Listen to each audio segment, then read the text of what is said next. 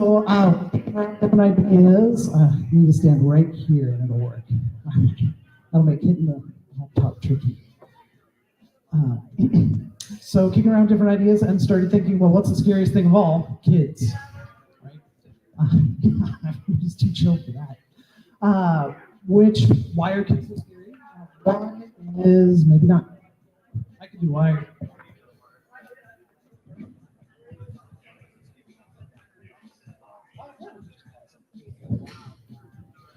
So, well, one reason kids are creepy, just because their brains haven't fully formed yet, so they're doing all kinds of crazy, wacky stuff that I genuinely miss being an adult doing these things. Like, I don't know how to play like I used to, so I really want to recapture a lot of that.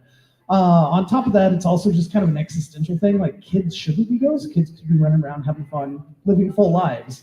But unfortunately, not everybody gets to, and so we get a lot of cases of ghost kids who are out there, I guess, still having their best afterlife. So, but our first story, though, I want to talk about a fake one.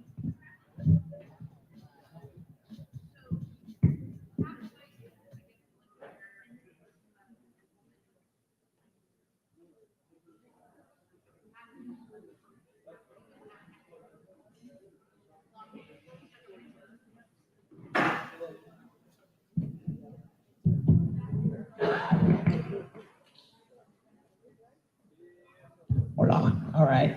Our first story is about Little Carrie in Oklahoma City. So if you Google ghost stories or urban legends in Oklahoma City, this is usually the first one to pop up. Which, if you ask most people in Oklahoma City about urban legends and Little Carrie, they'll say, "What are you talking about?" So it's just a very small, localized story right there, south of Oklahoma City University, which is kind of how it's promulgated so much. But most of Oklahoma City is built on a big grid because we're super flat, so just everything's all grid laid out, except for this weird little lane, just 2 blocks, called Carey Place. And it's set at a kind of a weird angle, and it's got big, big houses on it, little tiny lots, and everything's very fancy and custom made, and it just feels wrong after you're coming out of the neighborhoods where everything's craftsman style, and it's just different. It's kind of Stephen King, right? You're walking around one thing, and then you pop into another neighborhood, and it's completely different. Especially when they have scary signs that say Carey Place on it, right? Rusted out and things. And the legend is that it was named Carey Place after Little Carrie. So way, way back, sometime in the 60s or 70s, depending on who's telling the story, there's a little girl named Carrie who lived in what was called the Hatchet House, which is a house about midway up the block.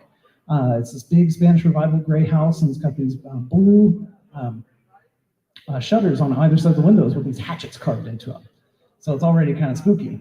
And they say that Little Carrie lived there, but there was this guy who became very fascinated with this house, especially the hatchets. And so he was crazy to the point that he decided he needed to make a sacrifice to it. And so he either broke into the house and captured Little Carrie there, or Little Carrie was up at Gatewood Elementary at the top of the block playing on the swings. She was just about 4 or 5, so too young to really go to school. Waiting there while her siblings were playing, and Mom was out grocery shopping, Dad was at work. And this guy starts walking up to her, and he's wearing this long coat and looking at her with a crazy look, and she says, "Run, I'm gonna kill you." And so she runs. She takes off down the block, but he's got longer legs, and every time she tries to run off to a door and start banging on it saying, "Help me, help me," he said he's gonna kill me. Nobody's home, right? It's the middle of the day. And finally he catches her at a driveway, which you can tell the one that caught her, because it's still painted red to this day. So got her with a hatchet, but didn't finish her off there, dragged her down to the hatchet house, and on the porch, which is also painted red, finished her off there. So, or so the story goes. Absolutely none of that is true, but makes for a really good story. So they do have the porch and the driveway both painted red, which according to the legend is because that's where the blood had spilled, and every time they tried to power wash it off, the stain would come back through, or if they painted it a different color, the red would bleed out. So you just paint it red, and that ends the question. But most people say that everybody was so distraught that they hadn't been home to help Carrie that they decided to name the street in her honor, so it should be remembered in Carey Place. It's actually named after Carey from Carey Lumber Company. So he was on the second train after the land run, and he brought 2 train cars full of lumber and sold them for 10, 15 times profit. He was doing very well for himself. So that, fast forward to the 1930s, when we had the spur of the old Oklahoma Railway that hadn't been built out. It was supposed to run up to Oklahoma City University, but just never was built. And then by the 30s, they decided they weren't going to do a streetcar anymore. So they decided to take that and turn it into a little neighborhood with big fancy houses, all custom built, and that's why it's set at an angle instead of being lined up with the rest of the street, and why the lots are so small. And in fact, Mr. Carey built a house for his aunt. It's the big one with the tower over there, if you ever get a chance to drive it down.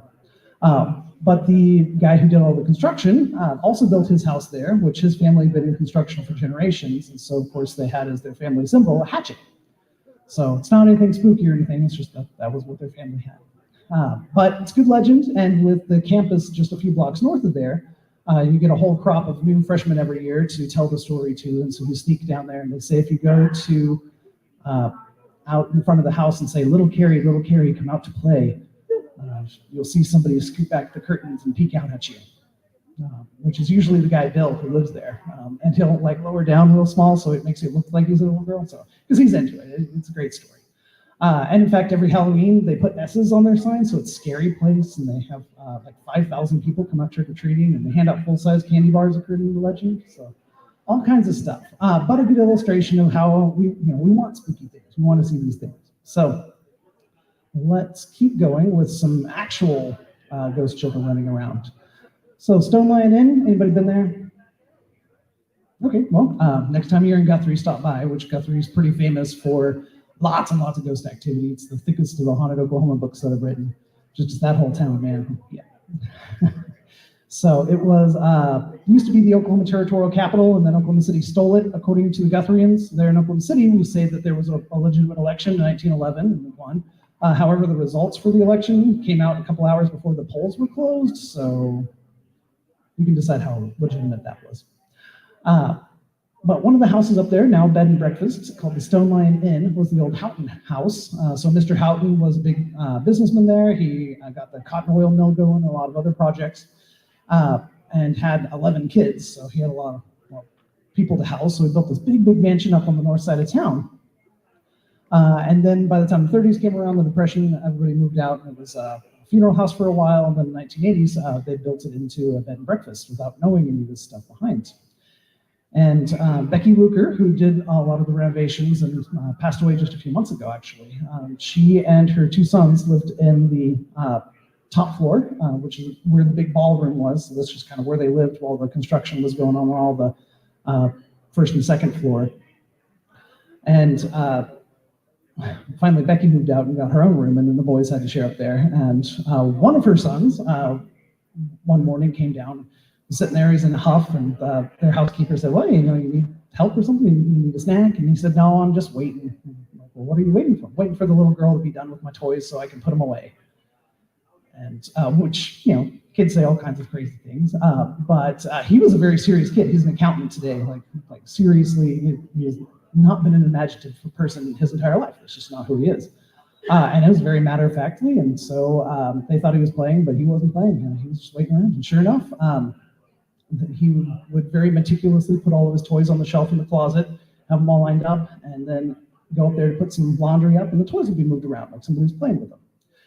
And so they said, oh, that's our little girl ghost. And they had lots of stories about other people peeking in the windows and seeing the little girl. So they'd come by and say, oh, Miss Becky, I saw your daughter out through the window. And she's like, I have two boys. I don't have a daughter. So, all of it. But once the bed and breakfast started opening, other people started seeing her too. And she became very notorious for two things. One was stealing eyeglasses. So whenever you go to bed, you put your glasses on the bedside table, you wake up in the morning and they're not there. And so, it's like, hey, did somebody sneak in my room? And like, no, the doors were locked and all this. But they'd start searching up and down, nowhere in your room. And then you stumble down the stairs for breakfast, and there are your glasses sitting in the parlor on one of the end tables next to the couch. This happened over and over again, dozens and dozens of people. And folks who like ghost stories are the ones who are ready for this, and then the folks who don't like this is very upset because like, why are you stealing glasses in the middle of the night? Like, that's weird. She also likes to lock doors on people, which the housekeeper has been locked out. She couldn't even remember how many times, dozens and dozens is what she told me. But you'll be going into different rooms and stuff and come over and the door will be locked. And so she had to carry a skeleton key every time she was cleaning different rooms because by the time she's done, she'd get locked in. And one time she got locked in the basement to the point that she had to get her cell phone out and call to come because there weren't any interior locks for that. It was all exterior, even though she was the only one in the house. And then I even got the door locked on me. We were doing a podcast for the Tales Unveiled podcast with Dennis Spielman that I wrote the 100 Things with. And we were there with another podcasting team doing spooky stories for Halloween. And so Dennis wanted to get a real nice, like NPR, Clark door slams walking up and all the sound effects and stuff while we described the building. And as we came in, he was carrying all the equipment. So I opened the door, I closed the door, I didn't touch the lock. It's a very different deadbolt than I have at home, so I just wouldn't lock it.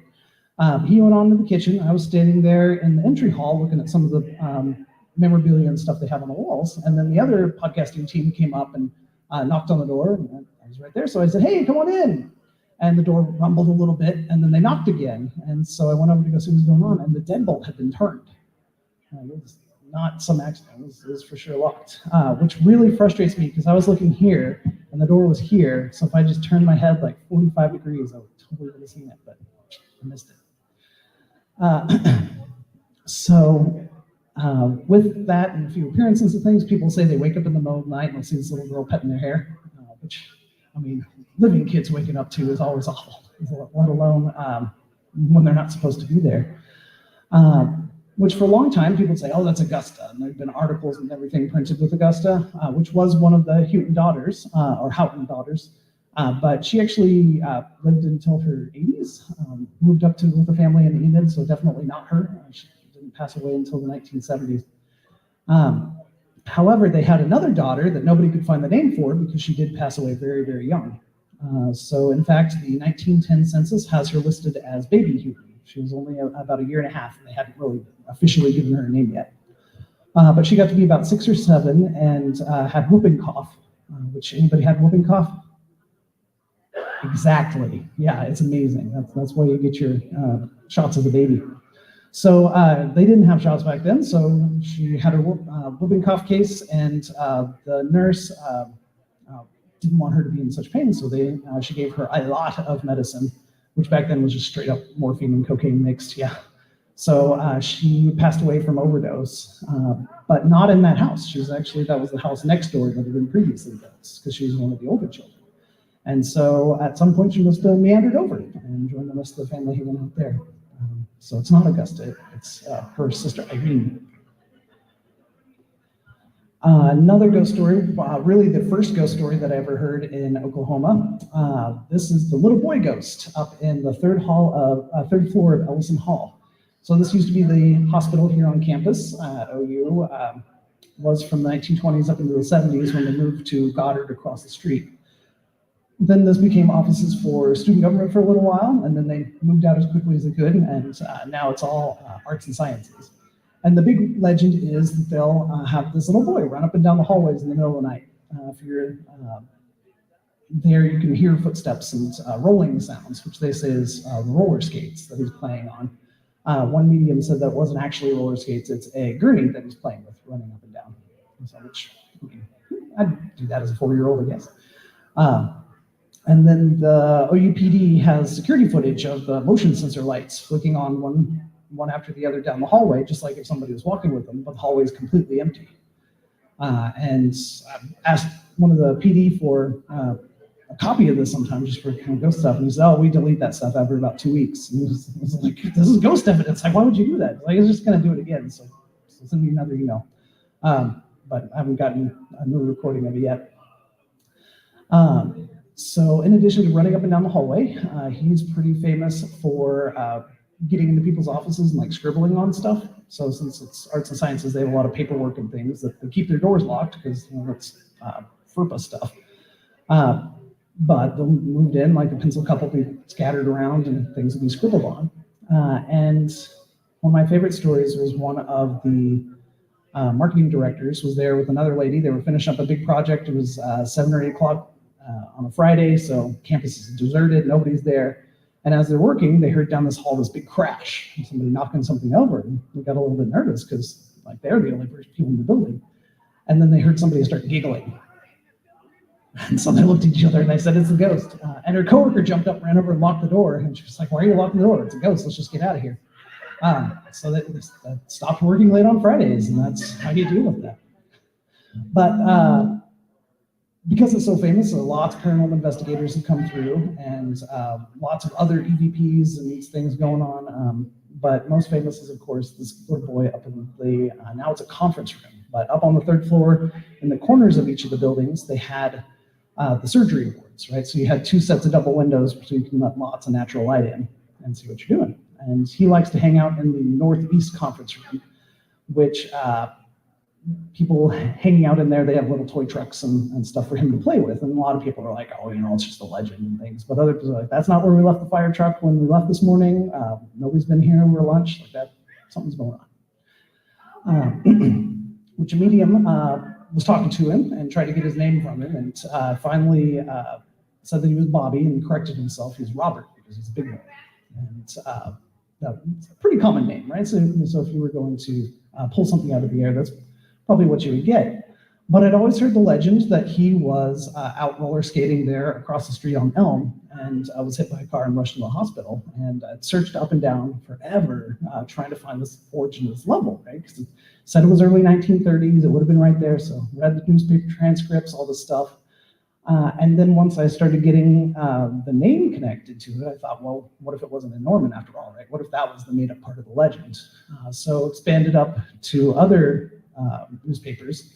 And sure enough, in Oklahoma City, outside of his grandmother's house, out roller skating, there was a little boy named Robert Green who was hit by a car, and they rushed him down to University Hospital, which today is up in Oklahoma City, but originally was down in Norman. So they rushed him there and worked on him. And now he's buried in the IOOF cemetery across town. So it's Robert Bobby Green. And just a few days short of his 4th birthday, which is all those little details that I couldn't find for years and years just because I was looking in the wrong place. But yeah, sure enough, Oklahoma City, not Norman.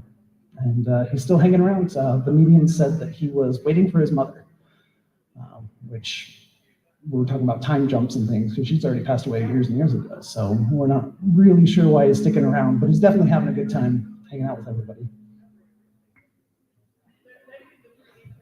All right, speaking of having a good time, which often wouldn't expect, but way down in the southeast corner, we've got the famous Wheelock Academy, named after Dr. Wheelock, who's the founder of Dartmouth, and one of the first Native Americans educational institutions here in Indian Territory. So, which there's lots of horror stories about Native American institutions, specifically Chilocco and some of the others. Wheelock, I've actually talked to a lot of alumni from Wheelock, and they said, yeah, they were pretty stiff with us. You know, you're of course not allowed to speak Chickasaw or Choctaw, or whatever your native tongue.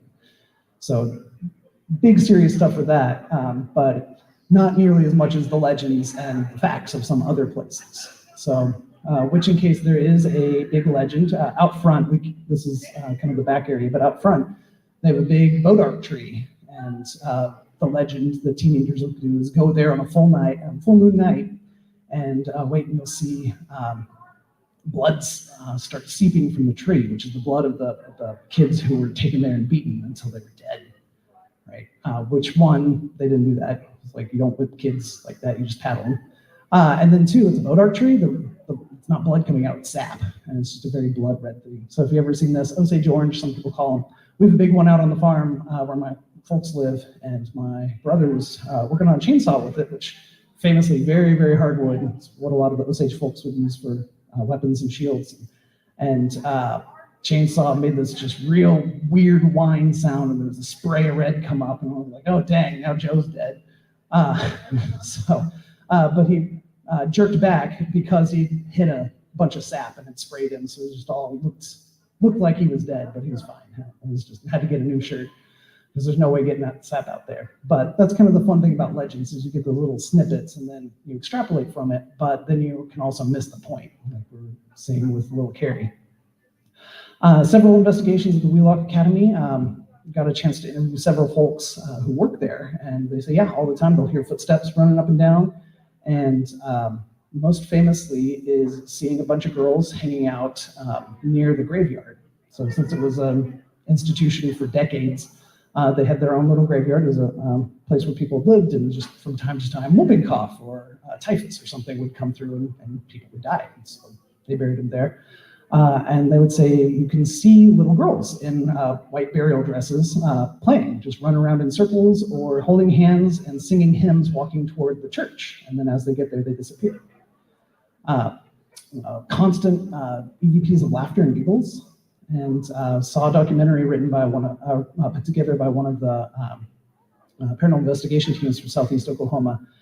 And in their story, they were getting nothing. So just a couple of little shadows here and there, a couple of whisper EVPs, but like they were really disappointed because they were, this is such an active place. Like they were really expecting some things.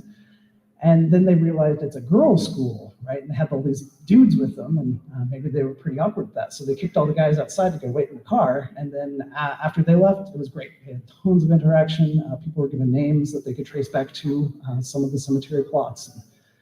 They just didn't want to talk to the guys because they're kind of big and scary. All right, so that's the girls' home. Now we got the boys' home back in Guthrie. Which is now Dominion House. It's a big fancy wedding venue. It's very classy, they cleaned it up a lot. So it's called the boys' home, although it's actually an orphanage for both genders.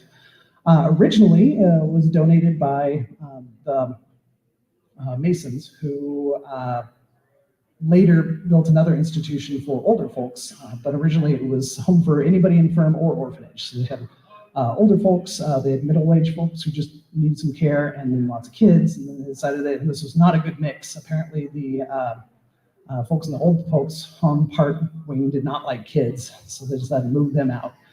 But the kids were there hanging out in good times, and it closed down in the 1970s as Oklahoma got the new foster system and stuff organized, and all the orphanages closed up.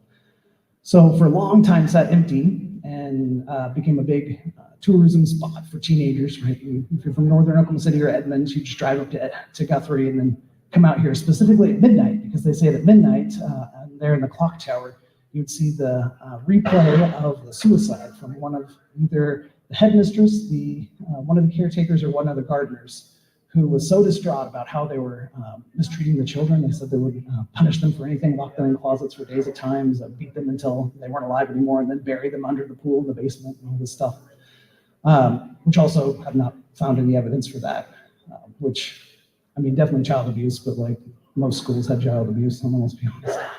Yeah, the things we used to do to kids, oh my gosh. Yeah, it's wild. I don't know how anybody survived. Toughens you up, right? I don't know if tough is the word for it. It gives you deep emotional scars. That's absolutely true. Yeah. So scar tissue, that's pretty tough. But they said that whoever this was so distraught over all this things that they were doing that they hung themselves. And at midnight, if you watched, you could see that. Well, which, of course, when you're teenagers, you go up there and you get somebody quietly watching them as the things start tolling 12. You go over and grab them, and everybody screams and has a good time. So it doesn't actually happen, but the legends of it being haunted continued after it being a wedding venue, which for years and years, Dominion House, they did not want to talk about the ghosts. They did not say there was anything here. Anybody who saw anything was probably just mistaken. But they had case after case after case of people would see these kids running around during a wedding, and they're like, who broke their kids? Like, it's supposed to be an adult thing. We're serious here. Or kids would go out and play while the photos and stuff were being taken, and they'd say, hey, come in. And they're like, oh, I'm still here playing with my friends. And they're like, well, what friends? It's just you running around. But like, no, all these kids. And so apparently quite a few of the kids are here. Lots of EVPs of giggles and fun and stuff. So finally, Dominion House decided, okay, well, it is haunted, and if you see a ghost during your wedding, it's good luck. So come out over here, because we're pretty much guaranteed ghost spotting.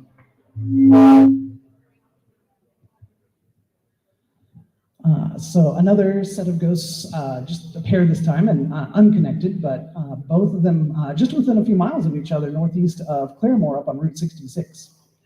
So one famously got started in the 60s and another one in the 80s. So the story from the 60s was this lady who was driving up the road. It's kind of a nasty night and so forth, and saw this kid walking. And so she pulled over and said, hey, kid, are you okay? And he's like, yeah, I'm going home. And she doesn't want this kid out here in the middle of nowhere. So she's like, hey, would it be okay if I gave you a lift? And like, your parents would be okay with that? And I said, oh, it's probably fine.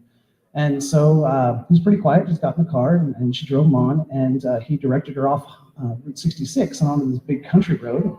So, but she didn't think of it because lots of people live out on gravel roads and stuff out there, and drives a little bit farther on, and finally picks out this clump of trees and says, all right, here I am. And she couldn't see a house, but she figured, okay, well, maybe they set it back on the property behind the trees or something.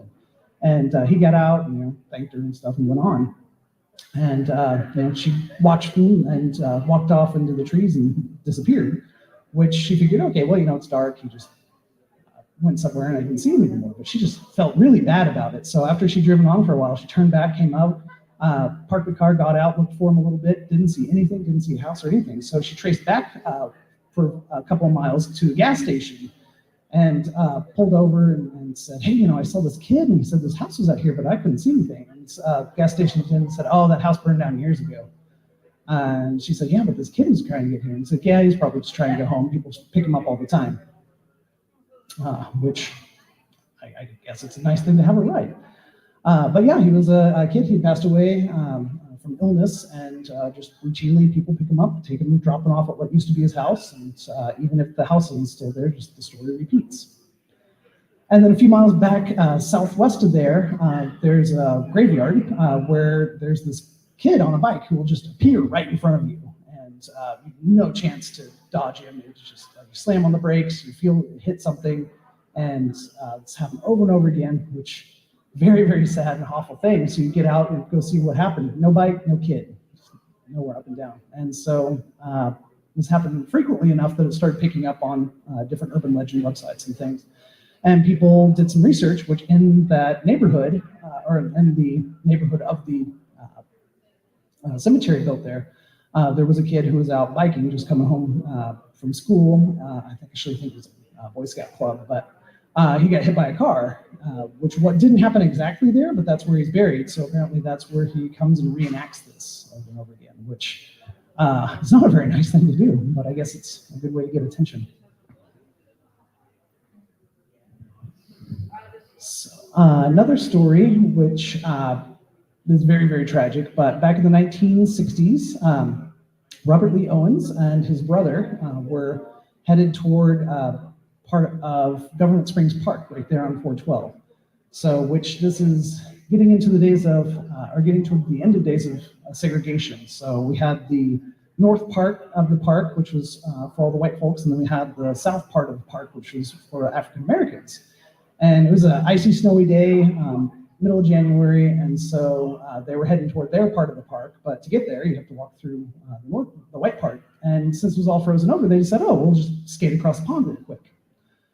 Which wasn't quite that frozen. So he and his brother went across. Ice broke, and both of them fell in. Robert was able to get out and started screaming for help, and then, of course, his brother's still in there, so he goes back in after him, and a couple of police officers managed to get over there, and another guy, and they eventually do get the younger brother out, but the older brother didn't make it.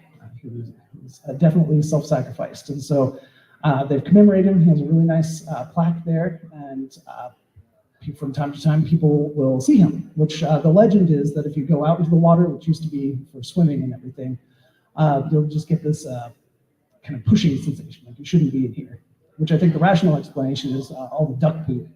You should not be in that water, so definitely not. But there is kind of this rational thing, if you've heard the story or not, like you get toward the water and you just feel like you shouldn't be there. So whether a physical sensation of pushing or just the sensation of something is wrong here, you shouldn't do this. Or it could just be the duck. But hopefully he's resting in peace. If not, he's definitely keeping an eye on this and making sure that people play safe. So since it was a swimming pond, since they built it back in the late 1800s, about 1895, people swam there for years and years, and of course every once in a while there'll be drownings, and definitely haven't been since the 60s, so one way or the other. Right, and for another story, we can talk about Crybaby Bridge, which take your pick, right? Yeah, everybody's got a Crybaby Bridge. Pottawatomie County has two, so if you don't like the one, you can go to the other. But it's always a very similar story. Oklahoma has at least 26 of these that I was keeping track of them, and I've just about lost count. I think Ohio has like 33, so they're still holding the record on that. I'm sure if we took a poll here in Kansas, we could probably come up with 6 or 7 real quick. Oh yeah. So, but it's always a very similar story of a family, young family. So sometimes just the mother and child, sometimes mother, father, and child, and so forth. But they're driving. It's really rainy. It's nasty. They're just trying to get home. They go over this bridge that's either washed out and they can't see it, or the car is enough that it causes the bridge to collapse. And it's always a real isolated bridge out where nobody's going to be driving. So the car crashes, and the people in the front seat die, and the baby in the back seat is just left there crying and crying and crying until it passes away too. So, and then eventually people will drive by and see the bridge out, or see the bridge and like put up barricades, but not even look over the edge to see the car in there. So good versions of the legend, which I'm sure has actually happened numerous times in numerous places. So there probably are multiple crybaby bridges out there. In fact, just a few miles from where I grew up, we just call it the bad road. So there's just this like 2-mile stretch that you just do not drive down. You just don't do it. And a very similar thing happened there, except it's not very far off the highway, so they actually saw the wreck and managed to save the baby. So the mother passed away, but it's not her crying out there, I guess, which maybe if she had passed away, we'd have Crybaby Road. But instead, lots of crybaby bridges. And the thing about this is that there's always just a little bit of a twist on it. So everybody's got their own version of the story, which, like I said, probably did happen multiple times. So, for example, in addition to that one, down in Lake Hefner, we had a very similar crash in the early 1960s, where big storm, their Cadillac got washed off and got sucked down into the mud, just because it's right there next to the constructed lake. And it was a long, long time before they found them, just even though they were a few yards from the road, just because of all the muck that swallowed them up. It's pretty spooky. This is actually a picture not of Crybaby Bridge, but of Ghost Boy Bridge in outside of Tecumseh. So another play on it that used to be a hanging bridge. They said this is where somebody had been hanged, and so of course all the teenagers would go out there and middle of the night, gotta do something. There's no Netflix yet, right? So they go out there and party, and they said that if you're very still, you could hear the cries of things going on, which is typically the legend of Crybaby Bridge. Is you're hearing the cries from this baby ghost. Which of course have nothing to do with the air passing underneath the bridge and causing things to squeak, right? So maybe so. But originally it was Ghost Bridge and had the story of the hanging, but then the legend kind of changed over the years. So sometime in the 1970s, there was a kid who was just kind of a class clown and stuff and getting everybody's attention. He was going to jump off the bridge and show it so that it was safe to land in the water. Which it was not safe. So he broke his legs and part of his back and ended up in home care for the rest of his life. So, which actually happened. I talked to Sheriff Potawatomi County. He was like, yeah, he was a couple years older than me in high school. I knew this guy. Like, we can go visit him if you want. So, yeah. But of course, that's not an interesting story. What you want to do is get the ghost. So, so the legend is that he passed away and that is his ghost there. And you can see him jump off and all this stuff. Which, of course, no dead person, so it's definitely not him. Maybe there's something else in there reenacting the story for him or something. But it is interesting how we get all of this repeated same legend over and over and over again, and hopefully it's not happening that often. So that was my set of stories. I do have a couple of other extra ones, but I didn't want to eat up too much time, especially if anybody had any questions or other cases that they've heard. Yeah.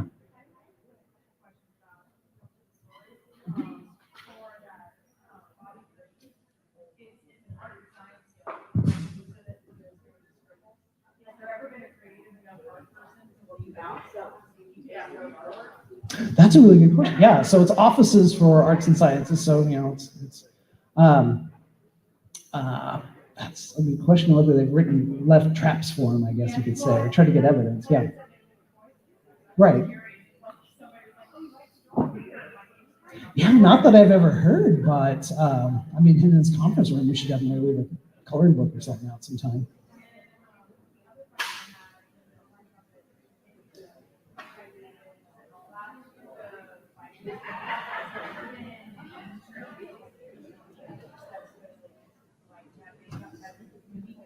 Mm-hmm. Yeah. I've never heard of anything specifically that would look like a bike wreck. Yeah, like because people always they hear it, they feel it, like something definitely happened enough that you're peeling off the road and figuring out. Right. Hmm. Right. Yeah.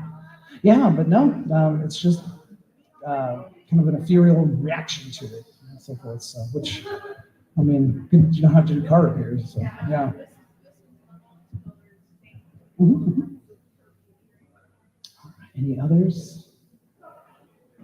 So, well then, real quick, let's see, one of my other favorite kid ghosts, I don't have any background on who it would be, but in Bricktown at Abuelo's, I was eating their lunch there one time, and uh, somebody told me to eat lunch there and ask for the ghost story. And the waitress I was talking to, well, hey, what's the ghost story? She said, oh, well, she said that they use their basement all for storage, and sometimes they go down there and be really cold.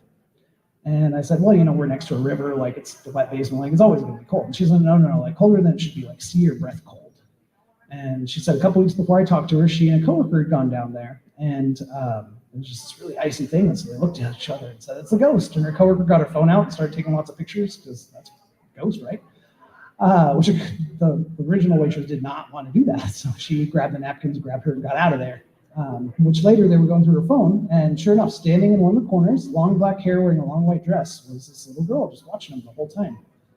Um, which don't know why she would be there. That's a very industrial part of town historically, so like there's no reason for anybody to be buried, at least there. A little bit farther to the south, maybe she wandered over. But I like to think, since that was the old candy factory from the 1940s and 50s, that she wandered over into the candy, and I'd haunt a candy factory if I were a kid, so it makes sense. And then real quick, down in Seminole, we've got the Grisso Mansion. So old Doc Grisso, who definitely wasn't a doctor, and probably really didn't even have his pharmacist license, but he was trader and military medic and different things. So when the tribes were moving in, he settled in Seminole, white dude, but he served as a trader and was really good at getting, white folk medicines and different stuff, so that any orders coming in, he ran the general store and pretty much anything else we needed. And he, where do we even start? There's a lot of legends about Mr. Grisso, and most of them pretty much agree that since he was a pharmacist, whenever people were getting really sick, he knew when that was. And so he also served as medical examiner for several years and things, which according to the law at the time, Native folks could not just sell their allotments, only if when they passed away, their children agreed that they didn't want it, or other family member who would have gotten it, then it could be sold. And so he was a big believer in land. It's like my grandfather said, land. It's the only thing that they don't make more of. Right? So if you're going to invest in something, buy land. And so he was buying land. He was mortgaging land to buy more land. It was just, that was what he did with his life. So up until the early 1900s, when he was in a lot of financial trouble, and he was just mortgaged to the hilt, didn't know anything. It was selling off land to pay the mortgages on the other land that he was holding that wasn't really doing anything. But then they discovered oil under it, and he ended up having all the land that you could possibly want in the entire county, and he made giant piles of money off of the leases, just unbelievable amounts. So of course he built a big mansion for himself, and the legend was that he would come and entertain all the oil executives and local politicians and everything, hold these big fancy parties and stuff. And if you were one of the elites, you get to go down the basement. And then they had the illicit parties, doing all kinds of things. That, well, it was prohibition, so we were just drinking alcohol. But all other kinds of things, whatever you would imagine was going on in those basements. And people, lots of legends and so forth, which no proof one way or the other actual stuff was going on. But of course, today the Grisso Mansion's famously haunted, lots of poltergeist activity, lots of EVPs and things, specifically down in that basement where they frequently hear music. So even though there's not any instruments down there, the piano's playing and guitars and all this stuff. And one of the paranormal investigation teams first picked this up, and then others, they started seeing this Native American kid hanging out in there. And they're like, oh no, they're bringing these kids and doing unspeakable things and all this stuff. But finally, they got some EVP sessions with him, and he wasn't speaking English, so they're like, oh, well, he's older and speaking that, so he must be Seminole, since that's Seminole. But then once they started talking to people who actually speak Seminole, it's like, that's not Seminole, that's Caddo, man. So he goes way, way back to previous set of tribes who had lived there along the river and just happened to be in the place where they eventually would build the Bristow Mansion. Now he gets to haunt a whole mansion, which is pretty cool. So you never know what you're going to find, I guess, is the story of that. But we're just about out of time, right? Nobody's saying stop, so I got a million stories. I'm just going to keep going. We've got 5 more minutes. All right.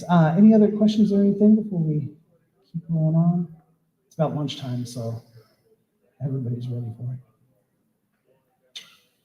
All right. Well, then we will finish off not with a kid story, but a dog story. I'm still working on collecting up stories of that since we were talking about animals previously. We've got down at OU, Mex, our first mascot. So he was just a little Boston Terrier dog. He was part of an abandoned litter that was on the Mexican border. And this military troop that was chasing Pancho Villa back in 1916 found him and adopted him all. The medic brought up this one that he named Mex, since they were down in Mexico. And when he ended his tour, he went up to OU, and since he was the medic for the military squad that he was in, he became the medic for the football team. Because this is, back in the days, the flying wedge and the other stuff were like, if nobody died during a game, it was a pretty good game. But yeah, it was rough back then. So especially rough there on Owen Field, because they had a lot of snakes that would be burrowed down there, and then people would start running up and down. The snakes would come out during games, or just like stray dogs would wander around during games. Yeah, it was very different from today's stadium of 80,000 people. So they started bringing Mex in, and he would check out the field beforehand, chase off all the snakes, and keep the stray dogs off and so forth. Did such a good job that they elevated him up to cheerleader, and they got him a hat with an O on it and a whole red sweater and all this good stuff. And they trained him to bark every time there was a touchdown and howl every time there was a kick. And he was their good luck charm. They had a team of roughnecks escort him to all the away games, and then he was there on campus. And so when he passed away in 1927 at the dog age of about 92, he was well taken care of. They canceled classes for the day. Most of Norman shut down. They had 4,000 people lined up Lindsay Street and had a little black casket that they marched him up and buried him on the 50-yard line, so he could still come to all the home games. So, and doing pretty well, really.